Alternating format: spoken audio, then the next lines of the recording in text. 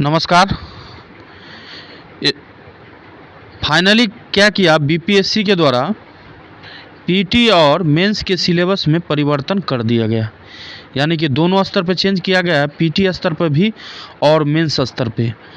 और 20/12/2022 last date था BPSC form fill up करने का 68 पीटी के लिए। उसको 10 दिन के लिए बढ़ा दिया गया, यानी कि 30/12 तक इसको कर दिया गया। और बाद में एडिट के लिए 30/12 के बाद आपको पुनः एडिट के लिए 10/1/2023 तक का समय दिया जाएगा। तो पीटी और मेंस में क्या क्या परिवर्तन कर दिया गया है, तो स्टूडेंट बीपीएससी के द्वारा जो स्टूडेंट्स का मंतव्य था, जो स्टूडेंट के द्वारा जो राय दिया गया बीपीएससी को, उसके अनुसार निगेटिव मार्किंग का व्यवस्था सभी प्रश्न पे होगा अब। यानी कि लगभग जितना भी प्रश्न है 150 प्रश्न है, तो सभी प्रश्न पर क्या होगा, निगेटिव मार्किंग का व्यवस्था किया गया है। यानी कि अगर सही उत्तर स्टूडेंट बनाता है तो उसके लिए 1 अंक दिया जाएगा, और 4 अगर गलत उत्तर करते हैं तो उसके लिए आपका 1 मार्क आपका काट लिया जाएगा। यानी कि 0.25 निगेटिव मार्किंग कर दिया गया। 1/4 भी इसको बोल सकते हैं। पीटी लेवल पर ये चेंज है। और मेंस लेवल पे क्या किया है, मेंस लेवल पे क्या किया है कि मेंस में जैसे पहले पेपर होता था, पहला पेपर होता था हिंदी का, सेकेंड पेपर होता था GS1, थर्ड पेपर होता था GS2, और उसके बाद होता था ऑप्शनल पेपर हुआ करता था। तो हिंदी का मार्क जो है ऐड नहीं किया जाता था, जबकि GS1 और GS2 का और ऑप्शनल पेपर, ये तीनों के आधार पर मेधा सूची जो है तैयार किया जाता था पहले के अनुसार। अब क्या किया है, अब बीपीएससी के द्वारा किया गया है कि पीटी मेंस में हिंदी तो रहेगा, GS1 को रहने दिया गया है, GS2 को भी रहने दिया गया है, और पेपर 3 में ऐड कर दिया गया है आपका निबंध। जैसे यूपीएससी में निबंध होता है, उसी प्रकार से आपका निबंध जो एक्स्ट्रा जो है ये ऐड कर दिया गया है। और इसका भी मार्क आपको 300 मार्क, ये भी 300 मार्क पहले की तरह, और ये भी 300 मार्क। और ऑप्शनल पेपर के स्थान पे क्या कर दिया गया है, ऑप्शनल पेपर के स्थान पे 100 मार्क का पेपर कर दिया गया है, और 100 मार्क के पेपर को ऑब्जेक्टिव बेस कर दिया गया है। यानी कि अब ऑब्जेक्टिव टाइप का पेपर कंडक्ट कराया जाएगा मेंस के लिए। और ये सिर्फ पासिंग मार्क, इसमें सिर्फ पासिंग नंबर लाना अनिवार्य है। जैसे पहले हिंदी में होता था कि पास मार्क लाना अनिवार्य होता था, जैसे कि 33% से लेके 37% के बीच है, SC ST और OBC और जनरल सभी के लिए। तो हिंदी और ऑप्शनल पेपर को क्वालिफाइंग कर दिया, यानी कि इसमें पास होना तो अनिवार्य है, लेकिन फाइनल मेरिट लिस्ट में इसका स्थान नहीं दिया जाएगा। किसका, और हिंदी का और ऑप्शनल पेपर का। और मेधा सूची का फाइनल लिस्ट जो बनेगा वो GS1 पे, GS2 के पेपर पे और निबंध। यहाँ देख लीजिए एक बार, तो हिंदी का पेपर 100 मार्क का होगा, सामान्य अध्ययन यानी कि GS1 300 मार्क का होगा, GS2 ये भी 300 मार्क का होगा, और निबंध राइटिंग भी 300 मार्क का होगा। और इसी तीनों विषय पे मेधा सूची जो है तैयार किया जाएगा। और ऑप्शनल जो है, ऑप्शनल आपका 100 मार्क का होगा, जो 3 घंटे के लिए समय निर्धारण किया गया है, और इसका मार्क जो है अब फाइनल लिस्ट में नहीं जोड़ा जाएगा। तो ये कहीं ना कहीं हमें लगता है कि बीपीएससी के द्वारा अच्छा कदम है। ठीक है, इसीलिए अच्छा कदम है कि सोचिए कि कोई भी अगर मैथ का स्टूडेंट है तो मैथ में ज़्यादा नंबर आता था, तो होता क्या था, ऑप्शनल पेपर में 300 का पेपर अगर मैथ का है तो बहुत सारा स्टूडेंट को 250 प्लस, यानी कि 200 प्लस प्रश्न, 200 से अधिक नंबर मैथ में वो ले आता था। जबकि हिस्ट्री ऑप्शनल का आप बात करेंगे तो इसमें 200 मार्क लाना बहुत टफ हो जाता था। ठीक है, तो ये अंतर कहीं ना कहीं साफ दिखता था बीपीएससी के मेंस के एग्ज़ाम में। तो अब क्या कर दिया, ऑप्शनल का वैल्यू ही घटा दिया और सिर्फ इसको क्वालिफाइंग कर दिया है, तो ये कहीं ना कहीं मेरे अनुसार अच्छा कदम। तो सामान्य हिंदी और इसका जो है ऑप्शनल पेपर इसको वैकल्पिक कर दिया गया, यानी इसमें पास होना सिर्फ अनिवार्य है, लेकिन और कितना पास मार्क लाना है यहाँ देखिए कि जनरल के लिए 40% था, पिछड़ा वर्ग के लिए 36.5% और अत्यंत पिछड़ा वर्ग ईबीसी के लिए 34%, जबकि यहाँ देख लीजिए जनरल के लिए 40%, जबकि ओबीसी के लिए क्वालिफाइंग है 66.5%। ईबीसी के लिए किया है 34%, और एससी एसटी या कोई अन्य महिला और दिव्यांग ये सब के लिए 32%। ये लाना अनिवार्य है, किस में, हिंदी में भी और ऑप्शनल में भी। तो यही दोनों परिवर्तन जो है बीपीएससी के द्वारा किया गया, और समय जो है इसका पहले 20/12 लास्ट डेट था, इसको 30/12 तक जो है कर दिया गया। बाद में आपको एडिट के लिए जो फॉर्म भर चुके हैं उसके एडिट के लिए आपको टाइम दिया जाएगा, 30 के बाद 10/1/2023 तक आपको समय दिया जाएगा, ठीक है। तो ये कुछ इम्पोर्टेंट सूचना रहा। अब डिस्कस करते हैं इस वीडियो में प्राचीन भारत के अंतर्गत एक इम्पोर्टेंट चैप्टर का, जो है शैव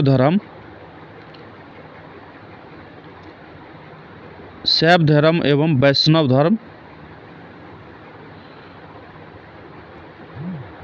और एक और टॉपिक का डिस्कस इसमें कर लेते हैं, महाजनपद काल।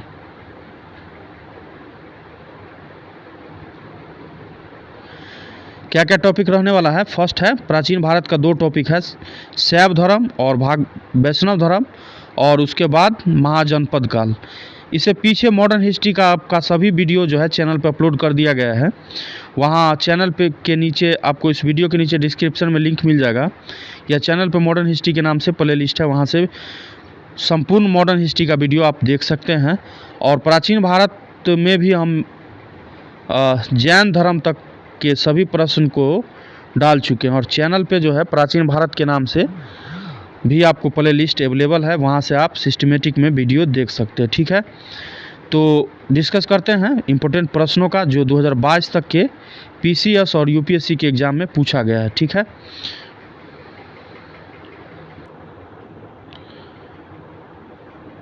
क्वेश्चन नंबर फर्स्ट कर रहा है कि प्राचीन भारत के विश्व उत्पत्ति के विषयक धारणाओं के अनुसार 4 युगों के चक्र का क्रम इस प्रकार है। तो क्या इसका सही क्रम हो जाएगा? तो जैसा कि आप सभी के मुंह से सुनते होंगे, अक्सर आपको सुनने को मिलता होगा, तो इसका क्या हो जाएगा, पहले कृत हुआ करता था, उसके बाद त्रेता, फिर द्वापर, फिर कली यानी कि कलयुग, ठीक है। तो इसका सही आंसर होगा option number C. Question number 2 पे आ जाए। अभी हम डिस्कस कर रहे हैं शैव एवं भागवत धर्म, वैष्णव धर्म, ये सबसे जो इम्पोर्टेंट क्वेश्चन बना है 2022 तक के एग्जाम में, खास के यूपीएससी और पीसीएस के एग्जाम में। और इसके बाद हम महाजनपद काल का प्रश्न को लेंगे, ठीक है। क्वेश्चन नंबर 2 करा, निम्नलिखित में से कौन सा प्राचीन भारत में शैव संप्रदाय था? तो सबसे पहले जो शैव संप्रदाय था ये था मत मयूर, बी ऑप्शन सही है। क्वेश्चन नंबर 3 कर रहा है, अर्धनारीश्वर मूर्ति में आधा शिव और आधा पार्वती प्रतीक है, किसका प्रतीक है? तो ये देव और उसकी शक्ति का योग का, सी ऑप्शन सही है। क्वेश्चन नंबर 4 पे आ जाए, नैनार कौन थे? नैनार कौन थे? तो ये थे शैव, और इसका डिटेल आप एक बार रोक के पढ़ लीजिएगा। क्वेश्चन नंबर 5 का रहा है कि नैनार कौन थे? नैनार कौन थे? तो नैनार जो थे ये शैव धर्मानुयायी थे, शैव धर्मानुयायी। क्वेश्चन नंबर 6 पे आ जाए, निम्नलिखित में से कौन अलवार संत नहीं था? निम्नलिखित में से कौन अलवार संत नहीं था? तो ये थे तिरुज्ञान। क्वेश्चन नंबर 7 पे आ जाए, भागवत संप्रदाय के विकास में किसका देन अत्यधिक था? भागवत संप्रदाय के विकास में किसका देन जो है, विकास में किसका देन सर्वाधिक था? तो ये थे गुप्त का, क्वेश्चन नंबर 8 पे आ जाए, भागवत धर्म के प्रवर्तक थे, भागवत धर्म के प्रवर्तक थे कौन? कृष्ण। क्वेश्चन नंबर 9 कह रहा है, निम्न में से किस ग्रंथ में सर्वाधिक देवकी के पुत्र कृष्ण का वर्णन किया गया है? तो इसका सही उत्तर क्या हो जाएगा? छांदोग्य उपनिषद में इसका जो है वर्णन किया गया। ये देख रहे हैं, कंफ्यूज करने के लिए महाभारत भी ऑप्शन में दे दिया। क्वेश्चन नंबर 10 का रहा, वासुदेव कृष्ण की पूजा सर्वप्रथम किसने प्रारंभ की थी? सर्वप्रथम वासुदेव कृष्ण की पूजा सर्वप्रथम प्रारंभ किया गया था भागवतों के द्वारा। क्वेश्चन नंबर 11 का है कि निम्नलिखित में से किस देवता को कला में हल लिए प्रदर्शित किया गया? कला में हल लिए प्रदर्शित किया गया किस देवता को? तो क्या हो जाएगा? बलराम को। क्वेश्चन नंबर 12 पे आ जाए, भागवत संप्रदाय में भक्ति के रूपों की संख्या क्या है? तो इसमें टोटल संख्या जो है ये 9 है। क्वेश्चन नंबर 13 का रहा है कि हेलियोडोरस का बेसनगर अभिलेख संदर्भित है। हेलियोडोरस का बेसनगर अभिलेख संदर्भित है, तो ये केवल वासुदेव से, डी ऑप्शन सही है। क्वेश्चन नंबर 14 नंबर प्रश्न करा, भागवत धर्म से संबंधित प्राचीनतम अभिलेखीय साक्ष्य है। तो इसका क्या हो जाएगा? हेलियोडोरस का बेसनगर अभिलेख।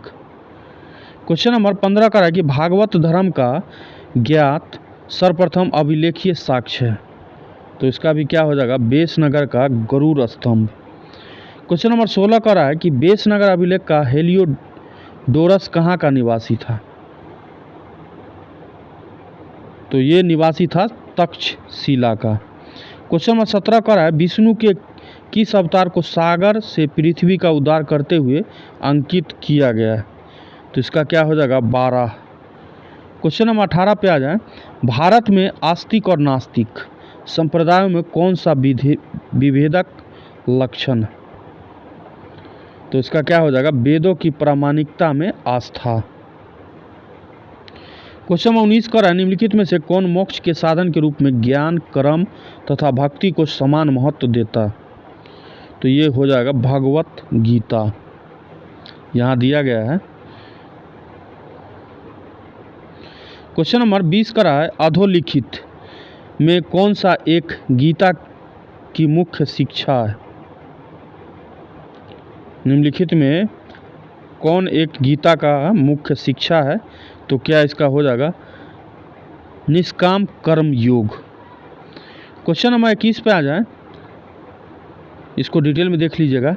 डिटेल में देखना हो तो वीडियो को क्या करें? रोक ले, और रोक के यहाँ से आप डिटेल में एक बार पढ़ लिया करें। क्वेश्चन नंबर 21 का है, निम्नलिखित में से कौन प्रत्यास्थानत्रयी से में सम्मिलित नहीं है? निम्नलिखित में से कौन प्रस्थानत्रयी में सम्मिलित नहीं है? तो इसका सही उत्तर हो जाएगा भागवत। क्वेश्चन नंबर 22 का, वह प्राचीनतम स्थल जहाँ 60,000 मुनियों की सभा में संपूर्ण महाभारत कथा का वाचन किया गया था, वो जगह कौन सा था? तो ये था नैमिषारण्य। क्वेश्चन नंबर 23 का, रामायण के किस कांड में राम और हनुमान की पहली भेंट का वर्णन है? तो इसका क्या हो जाएगा? किष्किंधा कांड। क्वेश्चन नंबर 24 का है कि कालिका पुराण किस धर्म से संबंधित है? कालिका पुराण किस धर्म से संबंधित है? तो इसका सही उत्तर हो जाएगा शाक्त धर्म से यह संबंधित है। क्वेश्चन नंबर 25 का है, पुरी में रथ यात्रा किसके सम्मान में निकाली जाती है? पुरी में रथ यात्रा किसके सम्मान में निकाली जाती है? तो भगवान जगन्नाथ के याद में यह जो है निकाला जाता है। क्वेश्चन नंबर 26 पे आ जाए, नासिक में कुंभ मेला निम्न में से किस एक नदी के तट पर लगता है? तो इसका क्या हो जाएगा? ये हो जाएगा गोदावरी, डी ऑप्शन इसका सही हो जाएगा। ठीक है, इसको भी एक बार डिटेल में देख लीजिएगा। क्वेश्चन नंबर 27 पे आ जाए, सूची 1 को सूची सेकेंड के साथ सुमेलित करने के लिए कहा गया। जैन धर्म का क्या हो जाएगा? जैन धर्म का इसमें हो जाएगा पावापुरी। हिंदू धर्म का क्या हो जाएगा? वाराणसी। इस्लाम धर्म का क्या हो जाएगा? मदीना। और ईसाई धर्म का हो जाएगा वेटिकन। यानी ऑप्शन अगर बनना चाहिए तो क्या बनेगा? 3, उसके बाद 4, 3 4 के बाद 1 और 2, 3 4 1 और 2, ऑप्शन नंबर सी इसका सही हो जाएगा। अब डिस्कस करते हैं 6ठी शताब्दी ईसा पूर्व राजनीतिक दशा, यानी कि इसको हम महाजनपद काल बोलते हैं, जनपद काल। ठीक है, 16 महाजनपद काल था इसका वर्णन, और इससे जो इम्पोर्टेंट क्वेश्चन बना उसका डिस्कस करते हैं। इसको एक बार पढ़ लीजिएगा। ठीक है,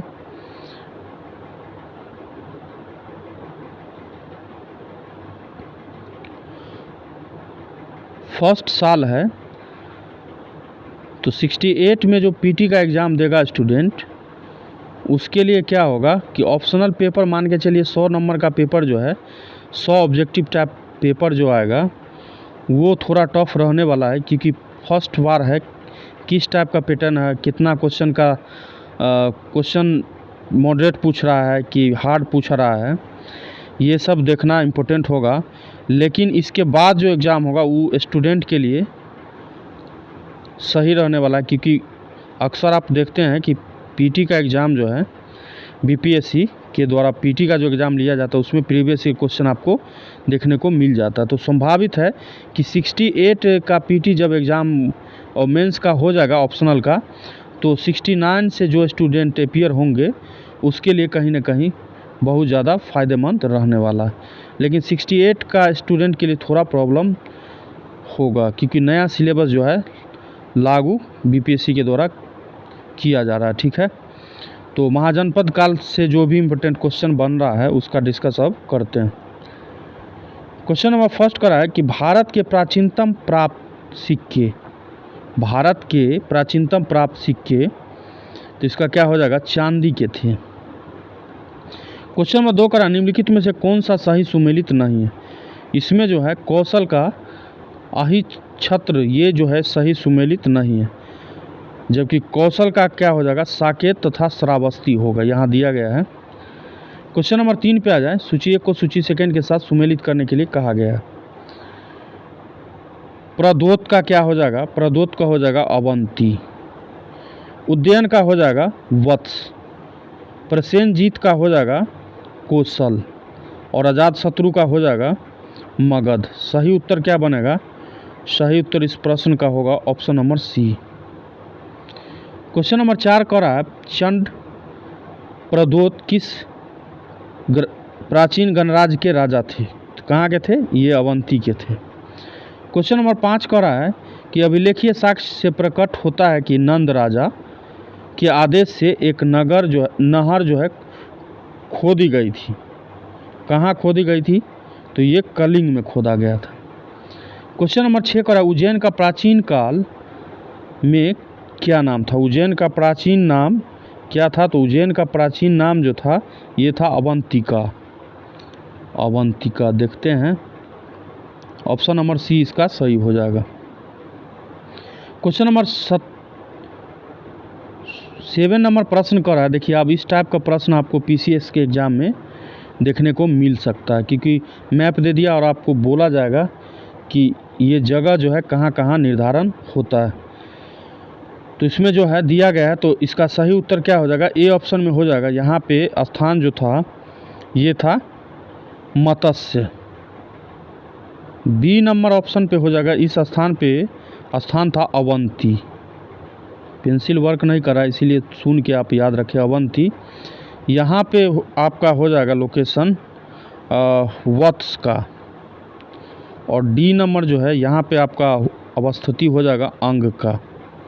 सही आंसर बनेगा option number C. Question number 8 का रहा है कि प्राचीन नगर जो महाभारत और महाभारत से दोनों में उल्लेखित है, क्या नाम है उसका?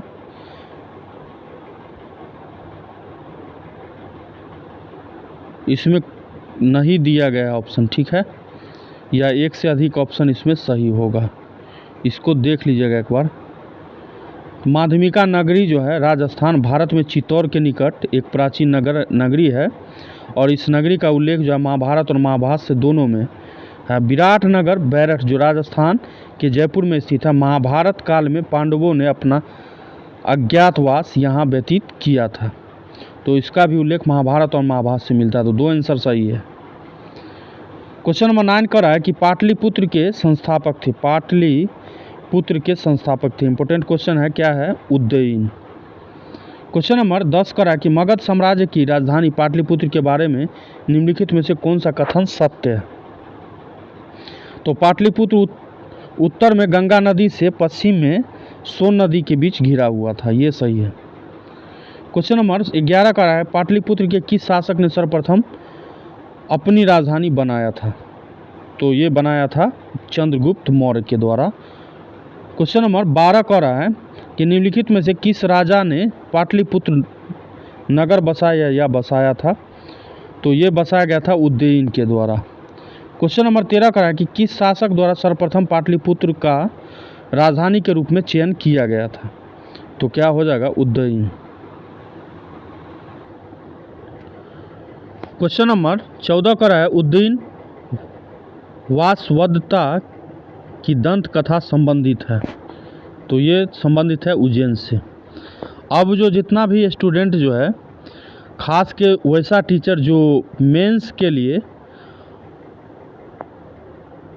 बीपीएससी मेंस के लिए ऑप्शनल पेपर के लिए मोटा रकम का वसूली जो करता था, उस टीचर पे अब कम से कम गाज गिर जाएगा, ठीक है, इस 68 पीटी के एग्ज़ाम से। जो मेंस के लिए तैयारी कराता था उस पे कहीं ना कहीं अब स्टूडेंट जो है स्पेशल मेंस के लिए मोटी रकम कम से कम टीचर को अब नहीं देगा। स्टूडेंट तो टीचर का कहीं ना कहीं इसमें नुकसान जो है हुआ है, तो हो सके कहीं टीचर विरोध इसका ना करना स्टार्ट कर दे, लेकिन ऐसा नहीं करना चाहिए। क्वेश्चन नंबर 15 का है कि प्रथम मगध साम्राज्य का उत्कर्ष किस शताब्दी में हुआ था? ये जो है इसका जो है 6ठी शताब्दी ईसा पूर्व हो जाएगा, सही आंसर। क्वेश्चन नंबर 16 का है कि निम्नलिखित में से कौन सा एक ईसा पूर्व 6ठी शताब्दी में प्रारंभ भारत का सर्वाधिक शक्तिशाली नगर राज्य था? तो सबसे शक्तिशाली था, ये था मगध। क्वेश्चन नंबर 17 का है प्रारंभिक गणतंत्र में कौन सा नहीं था? प्रारंभिक गणतंत्र में कौन सा नहीं था? इसमें भी आंसर आपका 1 या 1 से अधिक हो जाएगा, इसको आप डिटेल में एक बार देख लीजिएगा। क्वेश्चन नंबर 18 का विश्व का पहला गणतंत्र वैशाली में किसके द्वारा स्थापित किया गया था? तो इसका सही उत्तर हो जाएगा लिच्छवियों के द्वारा, डी आंसर सही है। क्वेश्चन नंबर 19 का है 6ठी शताब्दी ईसा पूर्व में विश्व का प्रथम गणतंत्रात्मक व्यवस्था कहाँ थी? तो क्या इसका सही उत्तर हो जाएगा? ये था बिहार में, खास के वैशाली में। क्वेश्चन नंबर 20 का है निम्न में से कौन सा युग्म उपयुक्त जोड़ी है? निम्न में से कौन सा युग्म उपयुक्त जोड़ी है?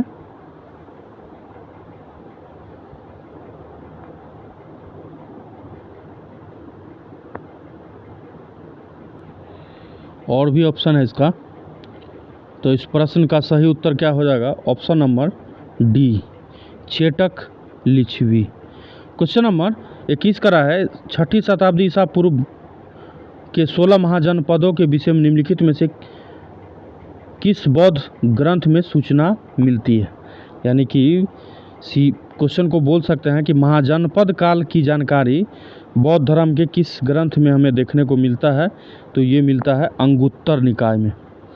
क्वेश्चन नंबर 22 का 16 महाजनपदों की सूची उपलब्ध है, ये कहाँ उपलब्ध है? तो अंगुत्तर निकाय बौद्ध धर्म का ग्रंथ में, ठीक है। क्वेश्चन नंबर 23 का निम्न में से कौन एक बौद्ध ग्रंथ 16 महाजनपदों का उल्लेख करता है?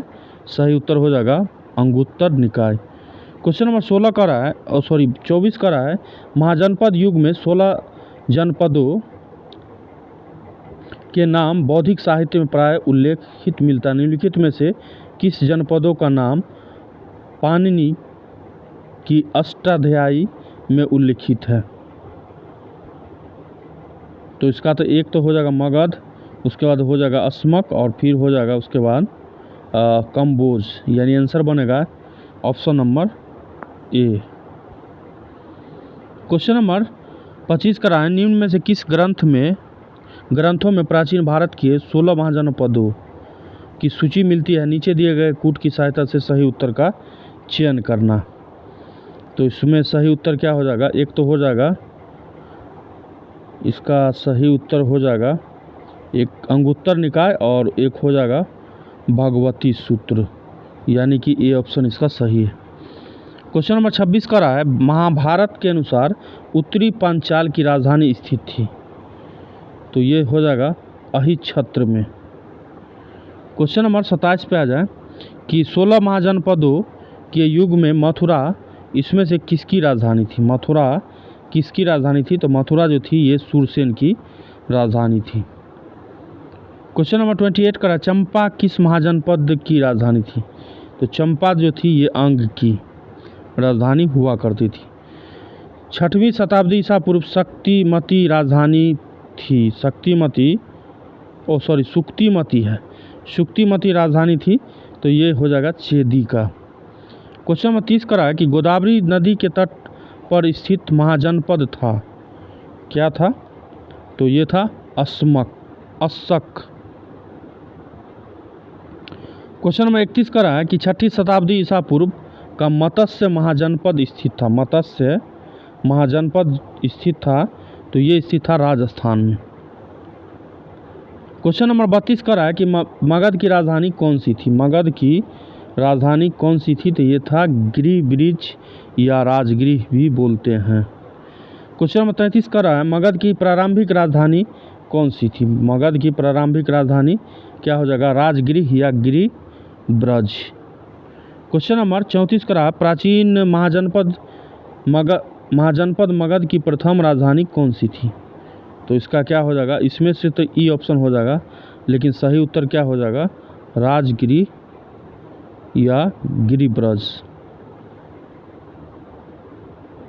लेकिन इस प्रश्न के अनुसार इसका सही आंसर होगा ऑप्शन नंबर ई।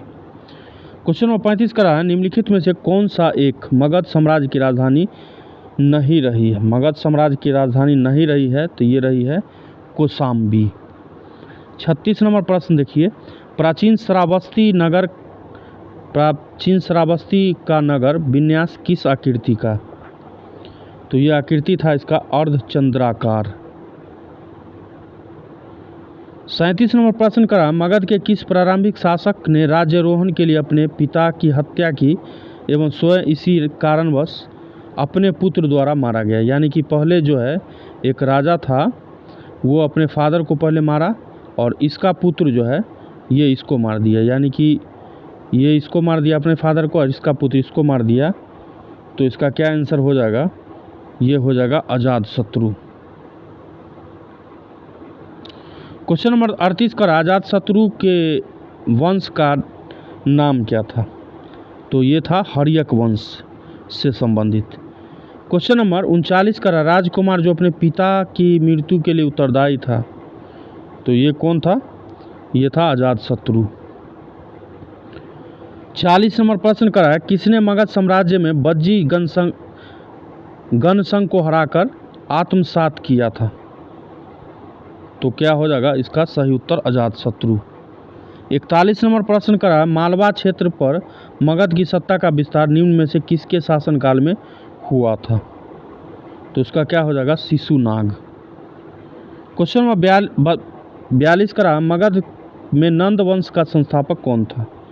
नंद वंश का संस्थापक था महापद्म नंद। 43 नंबर प्रश्न का है, मगध का कौन सा सम्राट अपरोपर सुराम के नाम से जाना जाता है? अपरोपर सुराम, अरे यार यहाँ से खंडन कर देते हैं, अपरो परशुराम के नाम से जाना जाता है, तो इसका हो जाएगा महापद्म नंद, डी ऑप्शन हो जाएगा। क्वेश्चन नंबर 44 का रहा है, वाराणसी को निम्नलिखित में से किसने अपनी द्वितीय राजधानी बनाया था? इसमें आंसर नहीं दिया है और इसको आप डिटेल में एक बार देख लीजिएगा। क्वेश्चन नंबर 45 का रहा है, नंद वंश के पश्चात मगध पर किस राजवंश ने शासन किया? तो नंद वंश के बाद आया था मौर्य वंश। 46 का रहा है, राजा नंद का उल्लेख करने वाला अभिलेखीय प्रमाण, तो ये था खारवेल का हाथी गुफा अभिलेख। 47 पे आ जाए, निम्नलिखित मगध राजवंशों को कालक्रमानुसार व्यवस्थित करें और उपयुक्त में से उपयुक्त कूटों की सहायता से सही उत्तर का चयन करना।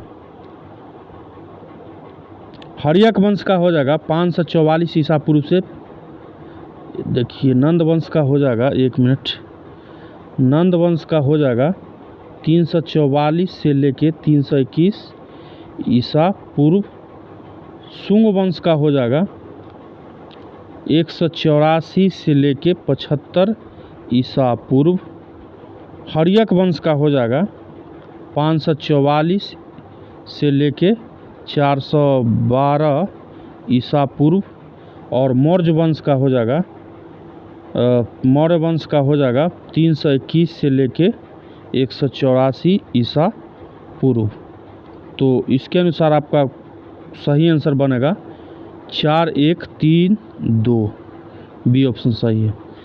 क्वेश्चन नंबर 48 करा कि गौतम बुद्ध के समय का प्रसिद्ध वैद्य जीवक किसके दरबार से संबंधित था? जीवक जो था प्रसिद्ध वैद्य गौतम बुद्ध के समय, ये किसके दरबार से संबंधित था? तो ये हो जाएगा बिंबिसार। 49 करा है, कथन दिया गया है और ए और बी कूटों की सहायता से सही उत्तर का चयन करना। विश्व के सभी भागों में ईस्वी 6वीं शताब्दी एक महान धार्मिक उथल पुथल का काल था और वैदिक धर्म बहुत जटिल हो चुका था। सही उत्तर क्या होगा? दोनों स्टेटमेंट इसका सही है। क्वेश्चन नंबर 50 पे आ जाए, कालपी नगर किस नदी के तट पर स्थित था? कालपी नगर किस नदी तट पर स्थित था? तो ये हो जाएगा यमुना।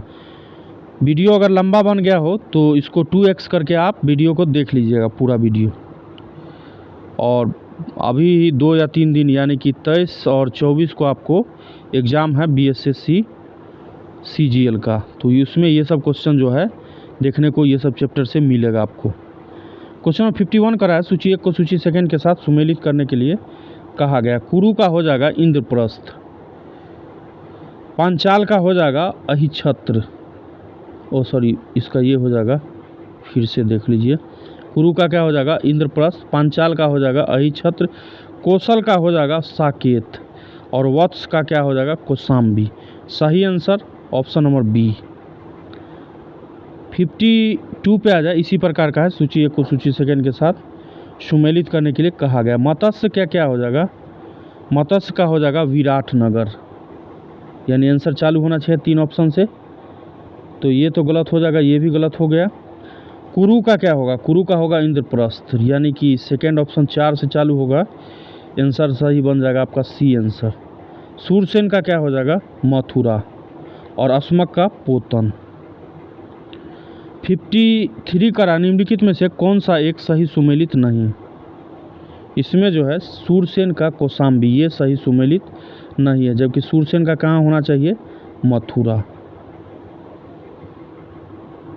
54 का वर्तमान उत्तर प्रदेश में भारत के प्राचीनतम 16 महाजनपद में कुल कितने महाजनपद स्थित थे? तो ये थे 8। और कौन कौन थे? 8 में इसको 8 में था कुरु, पंचाल, काशी, कौशल, सूरसेन, चेदी, वत्स तथा मल, ये सब रहा, ठीक है। और क्वेश्चन नंबर 55 का रहा, निम्नलिखित में से कौन सा एक कथन प्राचीन भारत की श्रेणी व्यवस्था के बारे में असत्य है? तो इसका हो जाएगा श्रेणी व्यवस्था मात्र उत्तर भारत में प्रचलित था, डी आंसर इसका सही हो जाएगा। तो टोटल इस वीडियो में हम 55 प्रश्नों का डिस्कस किया। क्या क्या डिस्कस किया? तो BPSC पीटी एंड मेंस के सिलेबस का डिस्कशन किया। उसके बाद हमने प्राचीन भारत से 2 इम्पोर्टेंट टॉपिक उठाया, शैव धर्म, वैष्णव धर्म और भागवत धर्म, ये सब का डिस्कस हमने किया। और थर्ड में हमने महाजनपद काल के प्रश्नों का डिस्कशन किया। ठीक है, आशा करते हैं कि आपको वीडियो पसंद आया होगा। पसंद आता है तो प्लीज़ चैनल को ज़रूर सब्सक्राइब करें और वीडियो को ज़रूर लाइक करें। मिलते हैं इसके सेकेंड टॉपिक जो होगा यूनानी का भारत पे आक्रमण से। तब तक के लिए नमस्कार।